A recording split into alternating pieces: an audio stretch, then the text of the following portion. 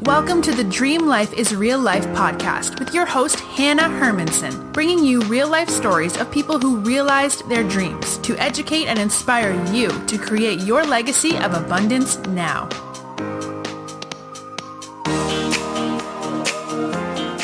All right, we're back. And today, Tracy Timm is with us. Tracy is a quarter-life career coach and human capital advisor. Her program, the Nth Degree Academy, helps high-potential professionals discover their career sweet spot through a mix of self-discovery, tactical training, and some much-needed tough love. Tracy has a degree in behavioral psychology from Yale, a severely bruised ego from working on Wall Street, and has logged one trip around the entire globe. She believes that our unique purpose in life can be realized through our careers and wants to help people come alive at work. Once again, welcome, Tracy. Thank you, Hannah. I'm so excited to be here. This is awesome.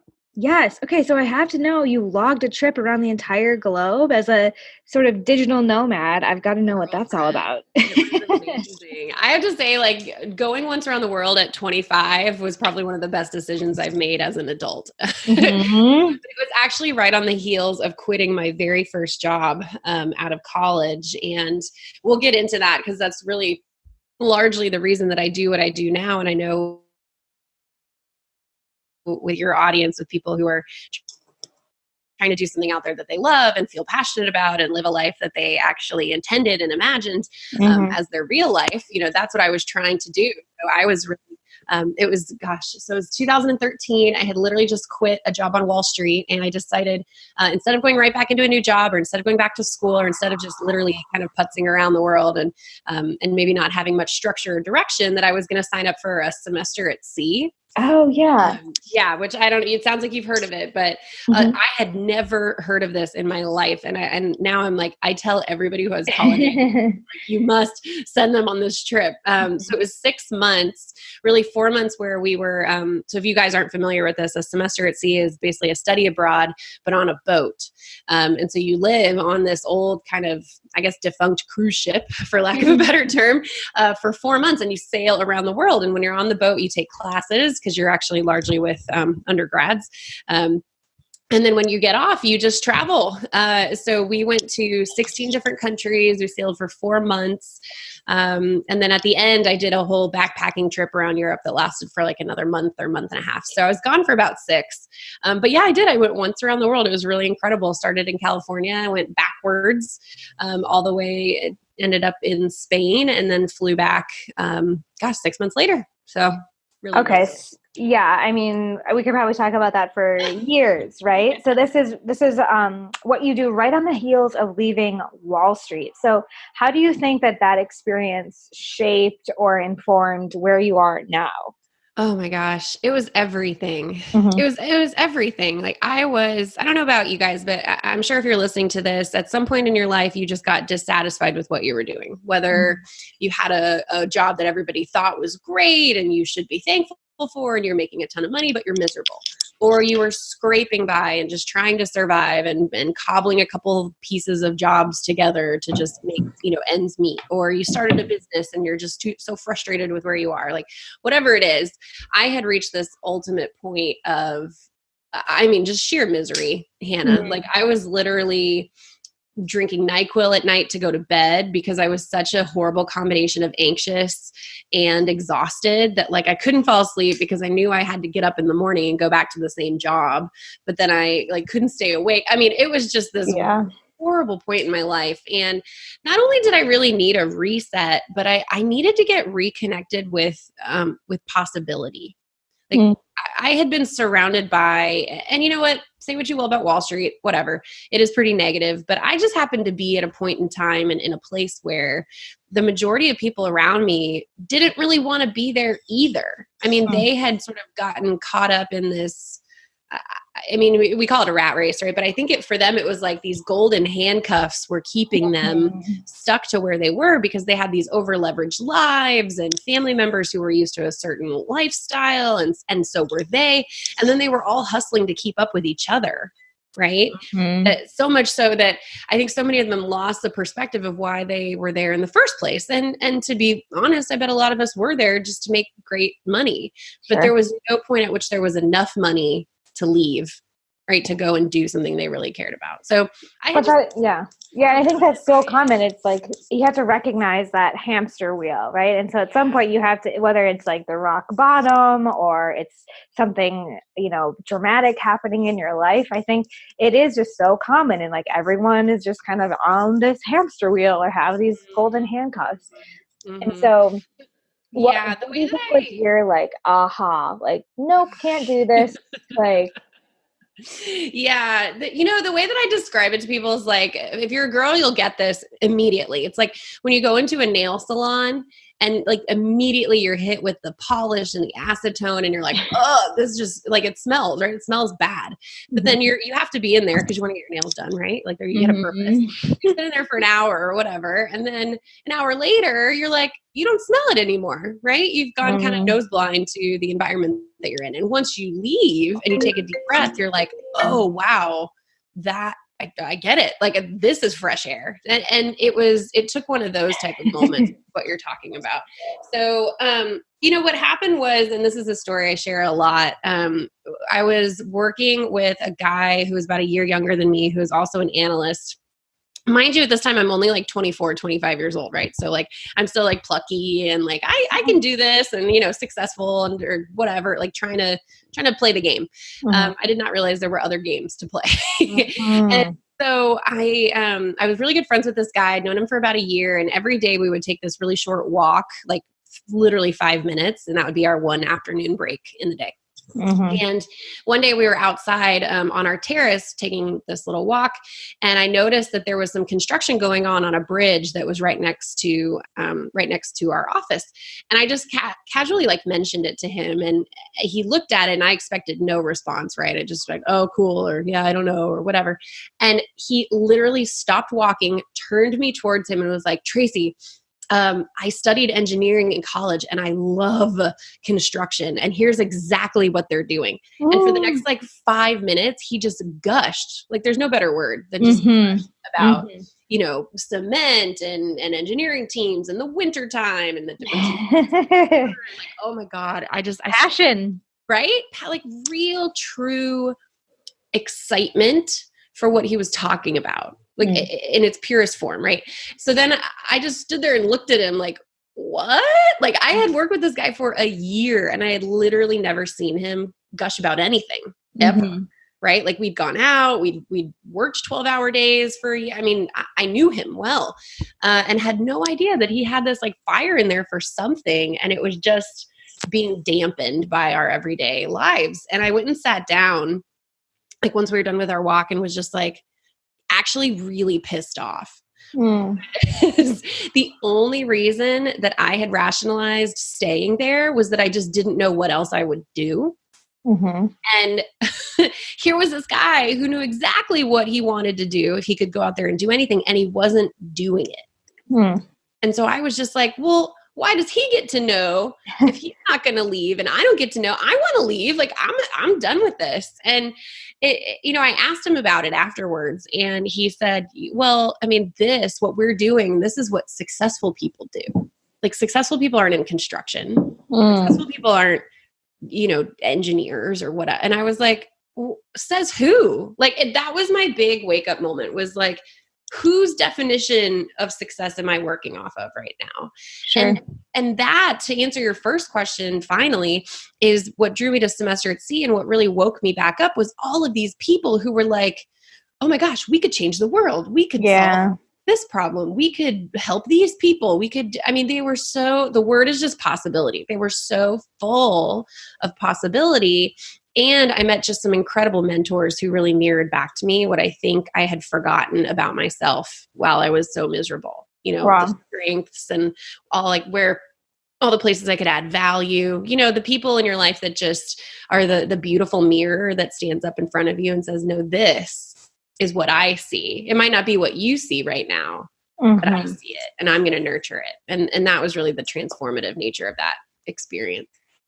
Massive. Okay. So what I'm hearing is listening to that aha moment, right? Like recognizing in that conversation, whoa, this is way bigger and more urgent than maybe I realized. I do have to figure out what my passions are, set down the NyQuil, get on a boat, surround yourself with people who are thinking about possibility. And so that's all really exciting. And it kind of reminds me of like other experiences I've had, whether it's like yoga training or just college in general, where you get on this hopium, you get high on the drug of hope. And you're like, yes, I can do anything. I have these mentors. I have these ideas. I'm free. I can do whatever I want. And then you kind of put your feet back down on earth. And how did you translate those experiences into a direction that wasn't just, That's hopium? such a great question, because you get like all pumped up and excited. And I'll tell you that I also think part of being an entrepreneur, first and foremost, I'm the most unintentional entrepreneur of all time. Like this was not my goal. I've been in business for 5 years now. And I remember day one just being like, I guess I got to do it. It was, if I could have found somewhere to work full time doing what I do, I probably would have done that. But then again, also, I don't know, I'm realizing more and more day by day how just unbelievably independent and like, I don't know, entrepreneurial you really are. Yeah, exactly. So it's a great life if you can handle the roller coaster and the risk, right? If you can handle the potential downside, which is always the challenge. But translating it into real life took a lot of time. Specifically what I see my clients dealing with a lot, which is unlearning. Right? Like we learn these sort of scripts for how life should go or supposed to go in our minds. And we learn social standards for what hard work is, or what value is, or, what success is. And you have to, if you really want to blaze your own trail, not meaning do something nobody else has done, but do what's true for you. And that's your version of success, well, then you have to let go of all the other things that you've learned that are no longer going to serve you in that regard, right? But I didn't realize that. So right away, when I came back, I thought I was going to get a job with actually an entrepreneur that I had met on the ship, and that fell through, and it was devastating. And then I was thinking, okay, how do I translate this great sort of epiphany that I've had while I was gone, which was, here's where I am in my life. I call it kind of three things. And it's actually the first three parts of our signature program now, which are now, nature, and nurture. Now is like, okay, I knew what my values were. I knew what I cared about. I knew where I wanted to spend my time. I had sort of gone on the journey of redefining success, right? But then I had been reminded, well, hey, here's what you're naturally good at. And you were probably miserable on Wall Street because not only did you not get to use any of those things, but they had all of a sudden become liabilities, in that environment. Okay. Not just not useful, but actually harmful. And then nurture is the third one, which is like, what are all the things I've learned that it actually could add value somewhere? So I had all those ideas. I just didn't bring them together in a really cohesive way for actually a couple of years. And it's because I didn't lean fully into my own definition of success. And it's really hard. Like, I don't know if you remember when you got started really, but to go out and actually live it day to day, and to not be swayed by your friends going, when are you going to get a real job? Or your parents asking you like, do you have benefits? And hey, and do you have insurance? And every day there was a temptation to get off my own path and get back on what I call the career conveyor belt, right? It's like, this is sure, this is true, this is proven, this has history. And thus looks and feels a lot safer and stable. The reality is, you and I know really well, since we lived through probably leaving college around, the time of the implosion of the financial markets, that nothing is really stable or safe. Really. Right. So to me, it's like, all right, well, might as well go and try to do my own thing, and I can always get back on. Right. Yeah. I totally relate to that in that phase. And I think it becomes more exciting, so I used to think like, oh, I overcame that conversation with my mom, or I got through that. And now it's like looking back and like, wow, all the times I could have quit that I didn't. And, sure, there's always that quote unquote safety net of going back to corporate or going back to a job. But I agree. I think it's way more scary to be working for someone else, not knowing what the market is going to do, not having full ownership of everything in my life. Yeah. So I want to kind of just go back for a minute, because there was a lot of value in what you were talking about. Taking pause, recognizing what your strengths are, what your passions actually are. So, you had that great opportunity to take some time and step away and really immerse yourself in discovering your passions and surrounding yourself with mirrors. But what advice do you give, or what do you teach your clients to do to really uncover what those core values and strengths and that purpose is? Yeah, absolutely. So I like to think about each of us as professionals as an Olympic gold medal level athlete in something. Mm-hmm. It's just likely that most of us are just currently participating in a different event, meaning like, right, like I deep down, maybe I was an Olympic gold medal level winter athlete, specifically in moguls. But even if I'm downhill skiing, that might look really similar, but something is missing. Does that make sense? Okay. So you might have been close to your purpose, but you weren't the best. And so, okay.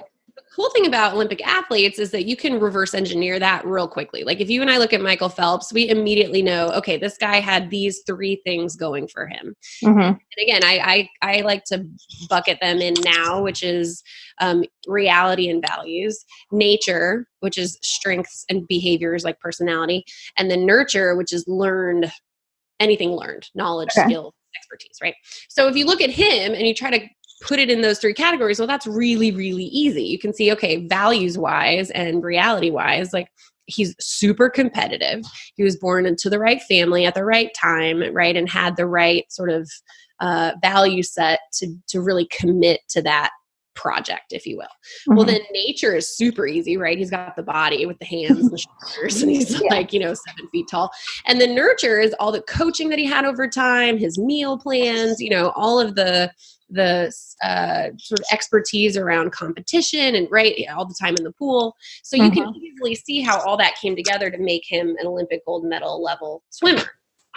For each of us, we have to do it in the opposite way. We have to take stock first and then figure out how do all these things fit together to lead to a niche where I add massive and unique value. And the uniqueness and only comes from the fact that no other person will have the same combination of now, nature, and nurture as you, but the value comes from you. So the way that I like to break it down is very first and foremost, you've got to start with now. So where are you in your life right now? What is valuable and important to you? And then what are the realities of your life? Meaning, what responsibilities do you have? Because somebody listening who is, 45 and has 3 kids and a mortgage is going to have just a different set of choices probably than somebody who's 25 and doesn't even have a fish, right? Right. So, and that's just reality. It's not good or bad. It's just that if you and I are trying to help people have their dream life come to reality, well, then you can't live in fantasy world, right? You've got to be honest about what you need to pay for and the very minimum viable things that create your lifestyle, right? Yeah. And I would imagine that helps inform each of our own unique definition of success. Yes. I'm so glad you brought that up, because what I love about the process that I've put together, the Nth Degree, and these are just the first 3 of 5 total steps, is that you revisit it when your life changes. Because you and I both know, like, the only thing constant is that constant evolution. And my values right now at 31, about to be 32, are very different than they were when I was 25. Right. And that's only 5 years or 6 years, and I don't have kids yet and I'm not married yet. And so nothing, I wouldn't say, there have been a couple dramatic things that have changed in my life. Loss of a parent, moving, things like that really impacted where I spent my time and how those values were lived in real time. And everybody can resonate with that. Right. Every single person on the phone can go, oh yeah, I remember a time where my values were this, and then 1 year changed and 50% of my values changed. I went from super independent to wanting family all the time. I went from stability to like, you know what, it's now or never, I'm going to take risk. And that's so the values piece is crucial at the outset. And here's the 2.0 of values: commitments. So if your values are true, right, if they are that deep and meaningful, well, then our actions in the world, who we spend our time with, where we spend our money, etc., that speaks to those values, that shares those values with the world, and it proves them to ourselves. So if your values are real, then you have to be willing to make commitments around them and be okay with that, right? And this is the biggest game changer for people, is that once they have those commitments, I mean, imagine if you and I are committed to what we're doing right now, right? That means when push comes to shove, it's go time, and we've made that commitment that we're not going to back down. So the question isn't, am I going to quit or am I going to keep going? The question is, what am I going to do to keep going? Right? It simplifies your decision-making process. Yeah. And I learned this from actually an executive here in Dallas who said that he and his wife, every year they set up their family's commitment. And it's like 10, 11 things. Some of them are super basic. Like they really like old homes. I don't know what that was all about, but he's like, we're committed to living in an old house or in a neighborhood or a place that has old homes. And then one of them was living in Dallas until their kids graduated high school, which was only a couple years away. And he said, literally, he was an executive. He's like, if I get a call tomorrow from a business that I would dream about working for, but they want me to move to Seattle, well, guess what? I don't even lose sleep over saying no to that. Right. We've set our commitments ahead of time. That's it. Okay. Yeah. So Yeah. I love that. And then the other two, I mean, to figure out your nature and your nurture, I would say, leverage every single behavioral assessment you can find. So I just got into the Enneagrams. Ooh, yes. Enneagram is a great place to start. It's definitely on the more like woo-woo side. Yes. Great. So I would go there. I would also go into ones that businesses use. So the one I like the best is the predictive index, specifically, just so you can get kind of a personality side and a woo-woo side and sort of a professionally driven side. And then for your nurture, here are the three things you want to mind for your nurture. It's your work experience. And all you're looking for is, what did I like? What did I not like? And what skills, knowledge, or expertise can I use going forward? Those are the three things, right? It's not like you bemoan like the year you spent working wherever if you hated it. You're just, what did I learn? What did I like? What did I not like? And what can I take with me, right?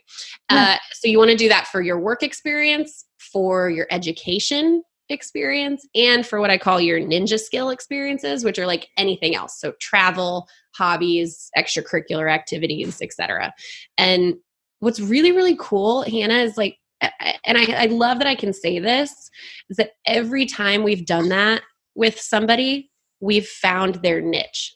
Like every time we get those three puzzle pieces, all they have to do is bring the puzzle pieces and we put them into the framework. The framework produces a niche that they love because it's what I'm good at and what I enjoy doing and what my value set is right now. And so the combination there is just really, really powerful. Yeah.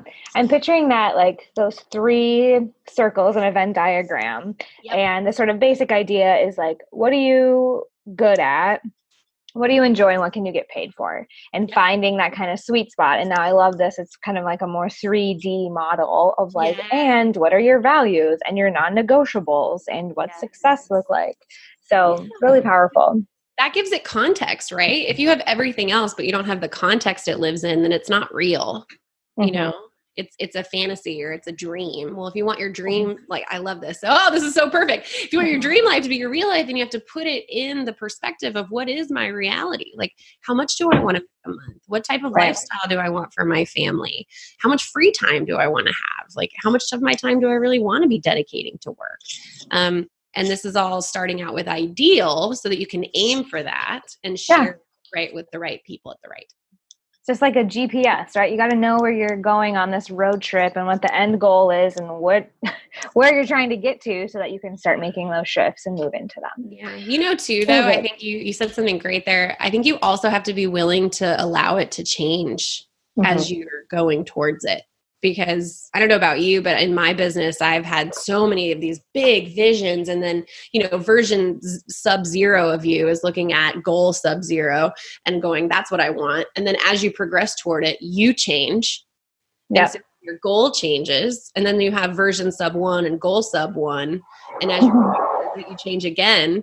So it's, I don't know. I feel like, and I'm really working on this currently, which is why this is top of mind, is leaning into this process as one of constant evolution and not getting too attached to any one particular outcome, knowing that it's going to change.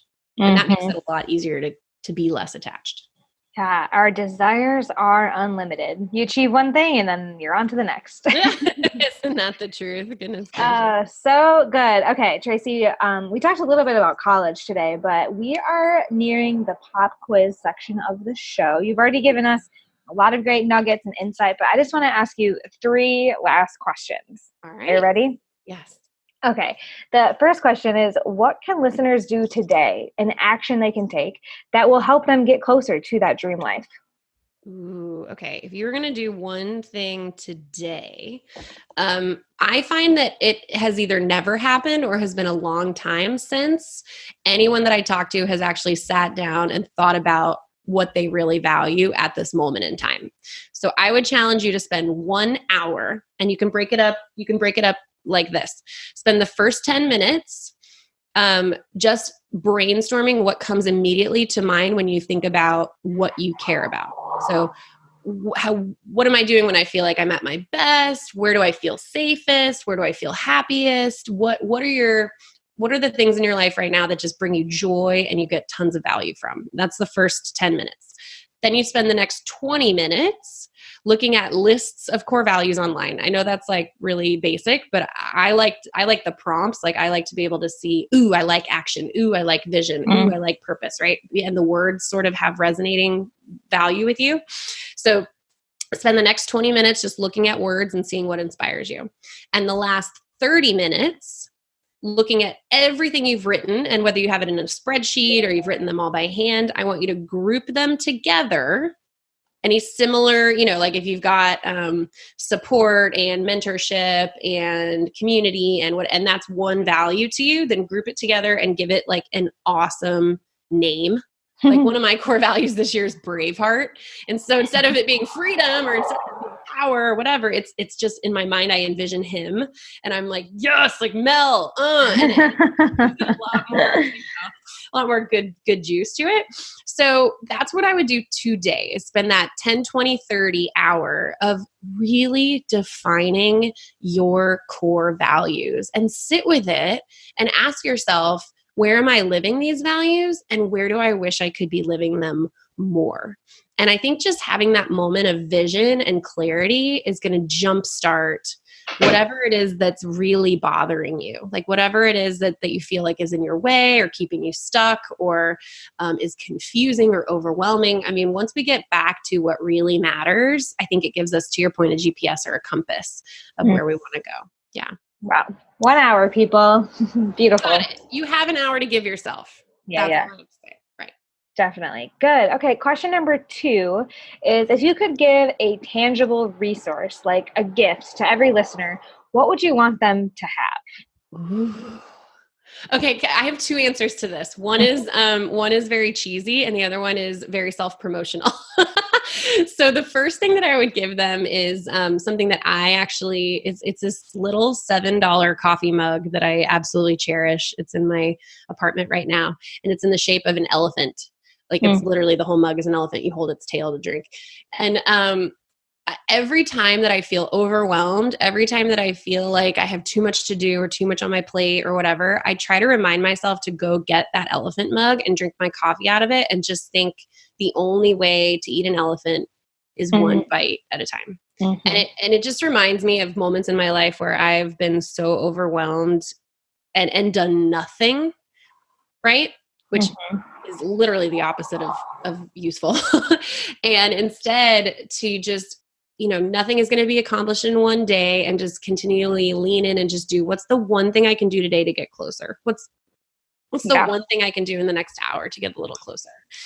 So that's the one cheesy thing. The self-serving thing is that if you are one of these people that's like at all confused or unclear about what it is that you want to do. I know some of you out there hustling and you're like, what's the next thing? What can I be doing more of? What's my next step? Well, if there's confusion or lack of clarity in any of that to you, I have a free resource that's 5 steps to get unstuck. Perfect. That I'm gonna have on the website that I'm sending everybody to. If that works well for you, it's just going to be tracytimm.com/dreamlife. And all of the resources that we talk about here are going to live there. So it's this really great PDF resource. It's pretty short, but it's 5 very tangible steps to feel less stuck right now, so you can move forward with a little bit more freedom and a little bit more clarity. Awesome. And that answers my last question. Question number 3 is, where can people learn more about what you do and stay connected? And it sounds like tracytimm.com/dreamlife. /dreamlife. Yep. And that'll be actually, it lives sort of as a static page on my website. So you can go there for the resources that we talked about here, which is that we have a masterclass on there. You can even book a clarity call with me directly or with someone on my team. And it's part of the website. So if you want to dig around, find out more about what we do, more about the Nth Degree, anything like that, then you'll already be there. Oh, so good. And as we discussed a little bit before the show, Tracy Timm, she's got the alliteration going. It's TRACY, and then Timm is TIMM. Thank you so much for that offer. That's very generous. Happy to. Yeah. It's something that, not everybody's just ready to talk to a human being right away. And I know I was always looking for ways that I could figure out how to do something by myself, at the outset. So we've got plenty of strategies for that. But then as soon as you're ready, I've found, and maybe Hannah, you could speak to this too, the minute that I decided, like, I don't want to go this alone is when things started to explode. Like when I got coaches, when I got mentors, when I started, paying and investing in my own personal and professional development, that's when things really started to take off. So I'm so glad that you're, providing these resources for people. It sounds like you're doing an amazing thing for the people that you work with. And so I feel the same way. Beautiful. Well, Tracy, I'm so glad we got to get together and create this value today. And be sure to check out the resources we mentioned and return back here next week. I'll be back with another inspiring guest that will help you make your dream life your real life. You've been learning how to make your dream life your real life with Hannah Hermanson. To get the resources mentioned on today's show and to listen to past episodes, visit www.dreamlifeisreallife.com.